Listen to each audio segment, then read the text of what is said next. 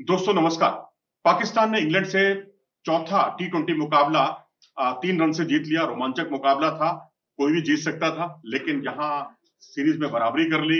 और कुछ एक कमियां जरूर हैं अभी भी पाकिस्तान टीम में। हालांकि पाकिस्तान टीम बहुत ही यूनिट की तरह खेली, एक इकाई की तरह खेली, और सबने, ज्यादातर खिलाड़ियों ने अपनी तरफ से कंट्रीब्यूट किया, जो बहुत अच्छा साइन है। लेकिन अगर आप देखें तो 11 ओवर से लेकर 19 ओवर तक सिर्फ 3 बाउंड्री लगी है पाकिस्तान की तरफ से। और यह हालत तब है जबकि 18 ओवर तक 9 विकेट हाथ में थे, केवल एक विकेट गिरा था।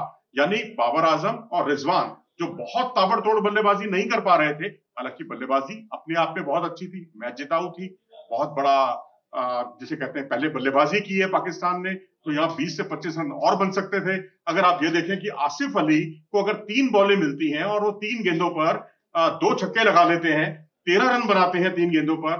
नवाज को एक गेंद मिलती है, अगर इनको 2 या 3 ओवर मिले होते तो आप अंदाजा लगा सकते हैं कि 25 से 30 रन और बनते पाकिस्तान के, और पाकिस्तान बिल्कुल सुरक्षित स्थिति में पहुंच जाता। लेकिन यहां ये जो बल्लेबाजों की कमी है, इसकी भरपाई गेंदबाजों को करनी पड़ी।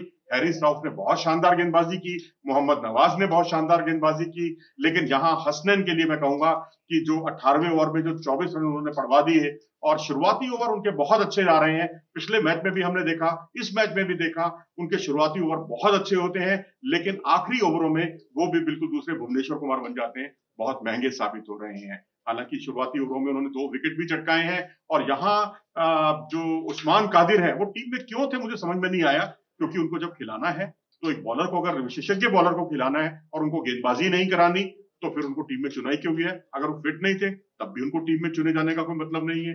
हाँ, ये मैं जरूर कहूंगा कि इफ्तिकार को गेंदबाजी के मोर्चे पर लाया गया, वो बहुत ही एक अच्छा साइन था। वैसे भी वो ऑलराउंडर की हैसियत से खेल रहे हैं, लेकिन उनको बल्लेबाज के तौर पर ही खिलाया जाता है।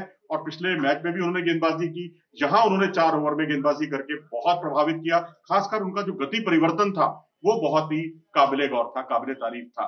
तो अब यहाँ खुशदिल टीम पर वाकई बोझ बने हुए हैं। काफी समय से उन्होंने, उनके बल्ले से ऐसे रन बने नहीं। एक हांगकांग के खिलाफ मैच को छोड़ दें तो लगातार उनका फ्लॉप शो चल रहा है। तो ऐसी स्थिति में हैरिस को क्यों नहीं टीम में रखा जा रहा, जो कि ठीक है, विकेट कीपर बल्लेबाज है। आप कहेंगे भाई रिजवान भी विकेट कीपर बल्लेबाज है, तो 2 विकेट कीपर बल्लेबाज एक साथ खिलाने में क्या बुराई है? अभी श्रीलंका टीम में भी 3-3 विकेट कीपर बल्लेबाज खेलते थे। तिलक रत्ने दिलशान भी विकेट कीपिंग करते थे, महिला जयवर्धने भी विकेट कीपिंग करते थे, कुमार संकारा भी विकेट कीपर थे। लेकिन तीनों में से एक विकेट कीपर होता था और बाकी 2 बल्लेबाज की हैसियत से खेलते थे, और तीनों ने ही अपनी एक विशिष्ट पहचान बनाई। तो यहाँ एक, मैं कहूंगा, हैरिस राउफ बेहतरीन गेंदबाजी कर रहे हैं, रिजवान बेहतरीन बल्लेबाजी कर रहे हैं, और खासकर यॉर्कर और रिवर्स स्विंग, 20 ओवर के खेल में 12 या 13 ओवर के बाद आप रिवर्स स्विंग कर रहे हैं, तो इससे अच्छी बात कुछ नहीं हो सकती। ये बात पाकिस्तान ही नहीं बल्कि इंग्लैंड की तरफ से भी देखने को मिली। इंग्लैंड के गेंदबाजों ने भी बहुत अच्छी रिवर्स स्विंग का परिचय दिया है। 2020 क्रिकेट में रिवर्स स्विंग देखने को मिलती है, वाकई बहुत अच्छा लगता है। तो मुझे, मैं कहूंगा कि राउफ जो है, यॉर्कर और रिवर्स स्विंग उनके पास बेहतरीन है, और इसका उन्होंने बहुत अच्छा मुजाहिरा किया। और बाकी ओवरऑल भी फुलर लेंथ की गेंदें फेंकी हैं पाकिस्तान के गेंदबाजों ने। और साथ ही मैं कहूंगा कि रिजवान जो है, बहुत कंसिस्टेंट प्लेयर है। 88 रन बनाए उन्होंने, और इससे पिछले मैच में 8, और उससे पिछले मैच में 88 रन बनाकर नॉट आउट रहे। फिर उससे पिछले मैच में 66 रन उन्होंने बनाए, यानी जो पहला मुकाबला था उसमें 66 रन की पारी खेली। भारत के खिलाफ आपको याद होगा एशिया कप में 71 रन की पारी खेली थी उन्होंने। और इसके अलावा उन्होंने 78 रन कुछ बनाए थे हांगकांग के खिलाफ एशिया कप के मुकाबले में। तो बहुत ही मोस्ट कंसिस्टेंट प्लेयर है इस समय रिजवान। तो बेहतर यही होगा कि रिजवान को, या फिर आप हैरिस राउफ को, दोनों में से किसी एक को रेस्ट दीजिए, उतना ही अच्छा रहेगा। हैरिस, दूसरे हैरिस को आप टीम में रख सकते हैं, या तो इन दोनों में से रिजवान की जगह या फिर खुशदिल की जगह पर। और अब क्योंकि लाहौर में मुकाबले होने हैं, और लाहौर में 28 सितंबर को मुकाबला खेला जाएगा, तो वहां की फिजा बिल्कुल अलग है, वहां रन ज्यादा बनेंगे। लेकिन विकेट अगर सूखा रहता है तो उतना ही अच्छा रहेगा, मैच में ज्यादा रोमांच देखने को मिलेगा। लेकिन यहाँ मुझे हैरिस राउफ ही नहीं बल्कि नवाज की गेंदबाजी भी बहुत शानदार लगी। और जिस तरह से उन्होंने साल्ट को जो आउट किया, एक ऑन साइड पर केवल एक फील्डर उन्होंने डीप पे रखा था, काउ कॉर्नर पर, और उन्होंने एक तरह से आमंत्रण दिया कि बल्लेबाज वहां जाकर जो है रिवर्स, वहां पर कोई स्वीप शॉट खेले।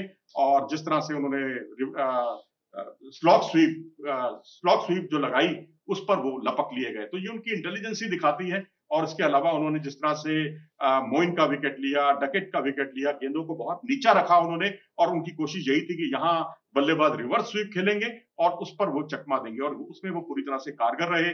दोनों ही मौकों पर गेंद से वो चूके थे, एक में एलबीडब्ल्यू आउट हो गए और एक में वो बोल्ड हो गए। तो ये अपने आप में दर्शाता है कि पाकिस्तान के पास एक अच्छी सूझबूझ वाले गेंदबाज भी हैं, और स्लॉग ओवर्स में पिटने वाली कहानी जो है अभी भी चल रही है। 6 विकेट गिर गए हैं और उसके बाद जो पुछल्ला बल्लेबाज हैं वो भी आकर 5 ओवर में 50 रन अगर बना देते हैं, तो इसका मतलब है कि पाकिस्तान को अपनी स्लॉग ओवर की गेंदबाजी पर ध्यान देने की जरूरत है। ये मत भूलिए पिछले मुकाबलों में भी 69 रन या करीब 60 प्लस रन पाकिस्तान ने खर्च किए थे आखिरी 5 ओवरों में। तो स्लॉग ओवर की गेंदबाजी पाकिस्तान के लिए भी चिंता का विषय और इधर भारत के लिए भी चिंता का विषय। फिलहाल इस पेशकश में इतना ही, और एक्सेलरेशन की जो कमी है, अच्छे स्कोर को, अच्छी शुरुआत को बहुत बड़े स्कोर में तब्दील ना कर पाना, जो पाकिस्तान की सबसे बड़ी परेशानी है, उसको एक्सेलरेट करने की आदत डालनी होगी, क्योंकि अब मुकाबला जीत गए तो सारी चीजें आपकी साइडलाइन हो गई, सारी कमियां छिप गई। लेकिन वर्ल्ड कप में ऐसा नहीं होने वाला। वहां जो है आपके लिए दिक्कतें खड़ी हो जाएंगी अगर आप अच्छे स्कोर को बड़े स्कोर में तब्दील नहीं कर पाए, एक्सेलरेट नहीं कर पाए, या फिर गेंदबाजी आखिरी ओवरों में पिटने लग गई, तो भी बहुत मुश्किल होने वाली है। तो जीतो, लेकिन साथ ही अपनी कमियों पर भी ध्यान दो। फिलहाल इस पेशकश में इतना ही। अगर आपको हमारा ये वीडियो पसंद आया हो तो इसे लाइक करें और हमारे चैनल को सब्सक्राइब भी करें। नमस्कार।